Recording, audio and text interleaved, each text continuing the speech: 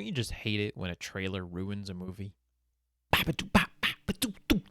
K-Dog's movie review.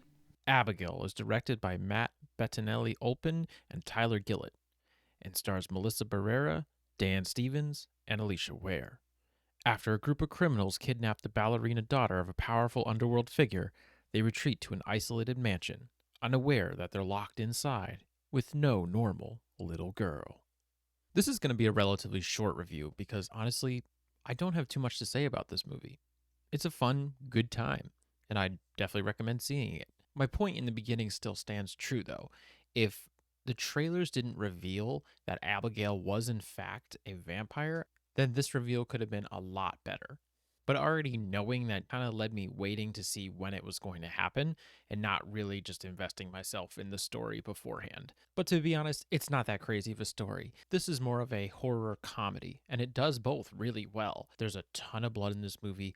All of the characters are very charismatic. It's a funny movie. All the characters have their own personality traits. We don't dive too deep into their backstories, but we go into it a little bit and we're able to see how they react to these horrific things. And it's done in a very comedic way. Alicia Ware, who plays the kidnapped vampire Abigail, does a phenomenal job here. She's supposed to put on a very physical performance in this movie, and she does it really well. You can tell she's wearing some practical teeth effects, and she's still able to deliver a lot of decent screams and scares and dialogue while doing so. She also does a great job of playing the innocent captured girl in the beginning, which again kind of leads to my frustration with the trailers. Had I not known that she was a vampire, I think it could have been a lot better, that switch. I think I would have praised her even more for it. But the whole time I was so distracted by trying to look for subtle hints that she is a vampire, which there aren't really any. They play it pretty straight from the beginning. Ragtag team of kidnappers come and steal this little girl, asking for ransom money for her rich father. But really, once the reveal is made that Abigail is a vampire and shit starts to go down, that's when the movie gets a lot of fun. This movie is not afraid to show some blood. There is a ton of blood in this movie, but it's done well in a fun way. It even gets pretty fun campy wise after the reveal is made and Abigail is talking to all of our protagonists as the vampire. I think the actress does a great job here, really amping up that villain role. And you could tell that everyone's having a fun time with this movie too. I praise this a lot in Lisa Frankenstein. Knowing what your movie is, I think, is incredibly important when filmmaking. And you can tell that the creators behind this know what they're making.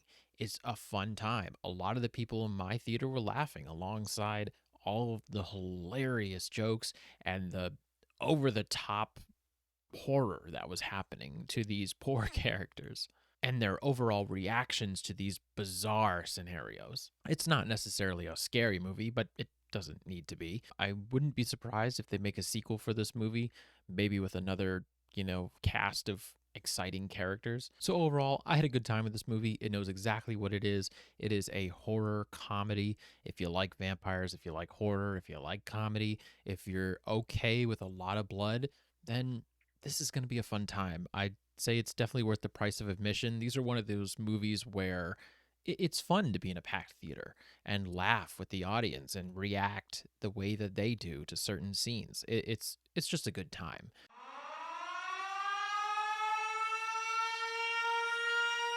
Spoiler section, you've been warned. I think my only gripe with this movie is when our main villain, Abigail, joins forces with one of the anti hero protagonists, Joey, when Abigail joins Joey to take down Dan Stevens' character, who has now become a full-fledged vampire and is evil as fuck. Also, side note, you can tell he's having a really fun time with it. But anyway, Abigail and Joey end up defeating Dan Stevens, and then Abigail's father shows up, who is supposed to be, some big bad vampire, kind of similar to a Dracula type. He's about to kill Joey, and Abigail says, "No, please don't. She saved me." And then she lets Joey go off free. She drives away in a car, and that's the end of the movie.